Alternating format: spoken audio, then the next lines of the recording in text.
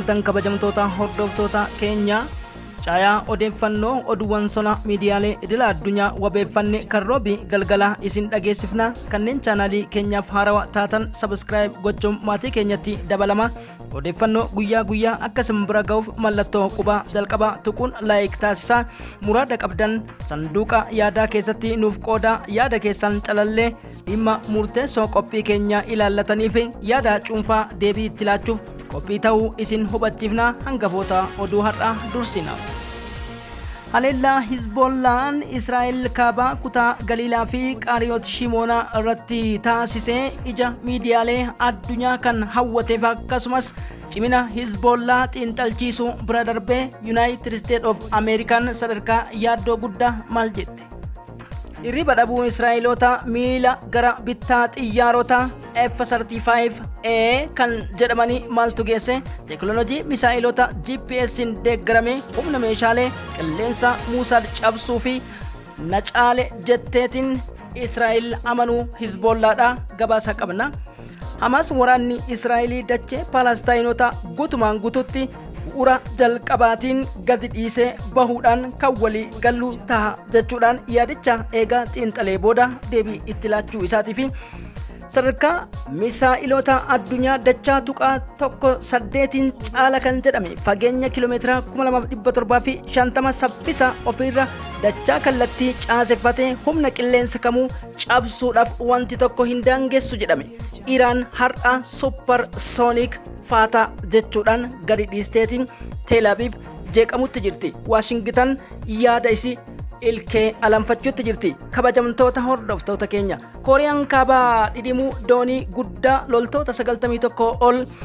galoo galaana ishee irratti nyaateef abbaa argadhe jetteetiin fuuffee laboobbaa kan balfaa irraa gara hypersonikitti akawamuu dandeenya. Kooriyaa kibbaatii fi Jaappaan akkasumas yaaddoo Ameerikaa qabannee dhiyaannee jirra. Addunyaa keenyaaf nageenyi hawaaru nageenyi bu'uura filannoo hin qabne jechuudhaan biyya keenyaa fi addunyaa keenya hunda jaalalaaf tokkummaa hawaarsisuu gama oduuwwan har'aa filataman balballoomitti sin ceesisa.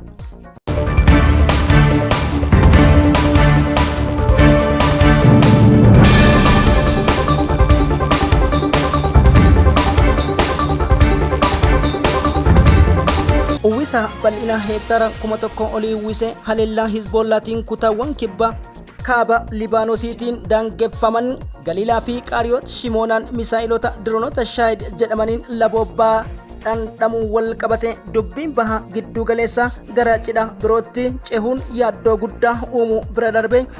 Hizbollaan teekinooloojii ammayyaatiin Israa'el caalee kan jedhu Reuters wihoof akkasumas Hindustaan waan gadiin bahan addunyaan gurra qeensiteet dhageeffachuutti jirti.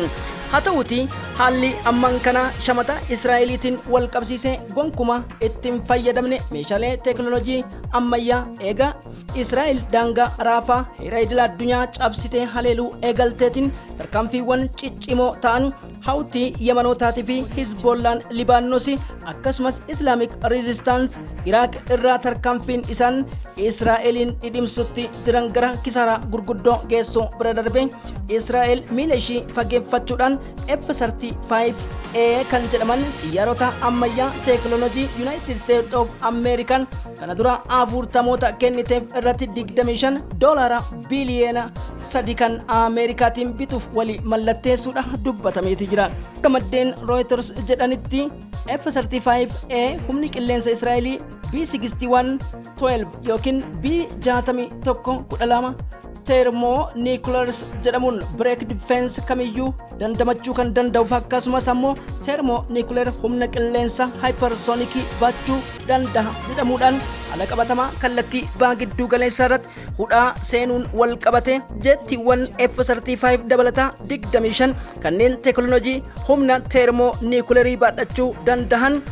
bituudhaa fi mallatteessuu ishiidha gabaafamaati jira. Kana kan goote odeessi madda Raashiyaa KGB wabeeffateen tuttuqaa kallattii afran biyyoota baha gidduu galeessaa kan hundaan ollummaa gaarii hin qabne Israa'eliin akkasumas bulchiinsa isii keessatti raafamni guddaa fi jeeqamni siyaasaa hiriira mormii uguramtoonni keenya hangammaa humnaan nu deebuu hin dandeenye Netanyahuun aangoorraa nu haa bu'u jechuudhaan dhoo'insaan wal qabate akkasumas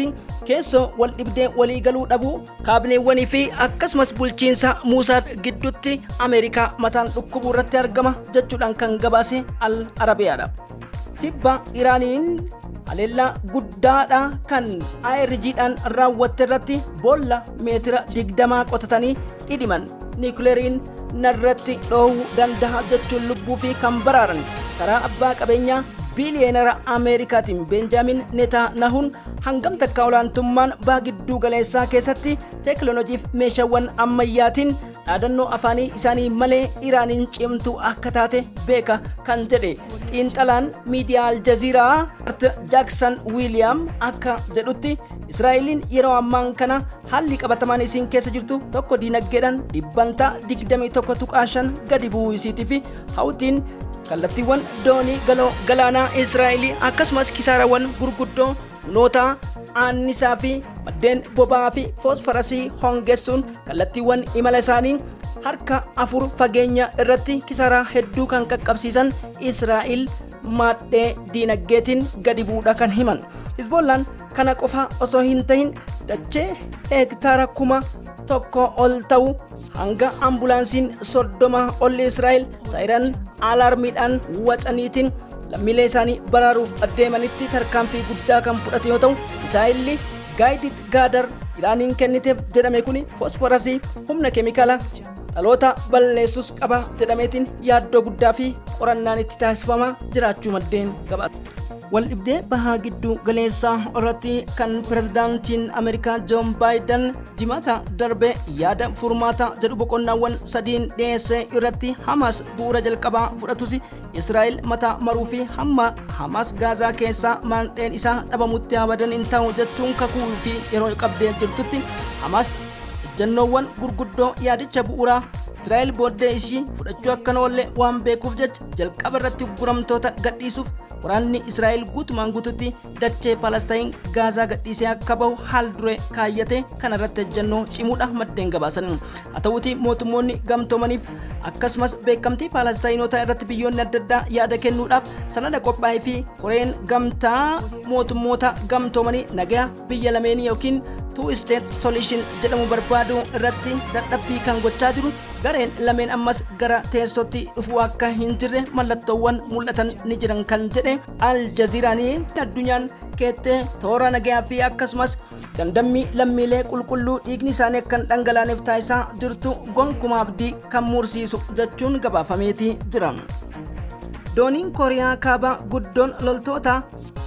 feetee galoo galaana irra yaabalaa turte loltoota 91 ol galaafatu TV'n choosuu jedhamu kan Kooriyaa yoo gabaasu Kooriyaan iccitii kana guyyoota hedduudhaaf erga dhoksitee booda abbaa itti argadhe jetteetiin shororkaan guddoon Kooriyaa kibbaaf akkasumas Tookiyoo Jaappaaniin gaheetti jira. Shaakala tibba darbee Hypersonicidhaan daangaa Jaappaan haleeluu wal qabateetiin haloo kana kan baate Ameerikaa yookiin Kooriyaa kibbaati jechuun Kim Jong-un namichi gabaabaan guddayyaan barayyuu ijoollee fakkaatu kan intalaa fi kaadhimaa dhaloota isaa taasisuu deemu akka shakkii irraa qabu himamaa jira. Haa ta'u Kooriyaan Hypersonicii cimaa ta'e gara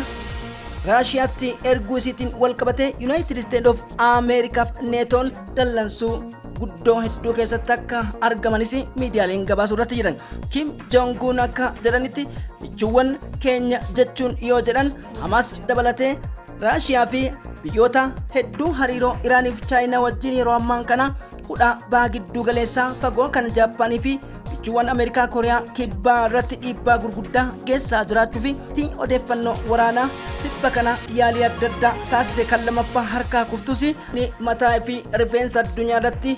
roge tokko murachuun namni akka isaatti rifeensa murate immoo yakkamaa addunyaa irratti ta'uun jechuun maddeen gabaasanii jiran. Addunyaa keenyaaf nagaa taasisuu oduuwwan keenya dhageeffattanii laayik osoo hin godhin biraan darbina halkan gaarii.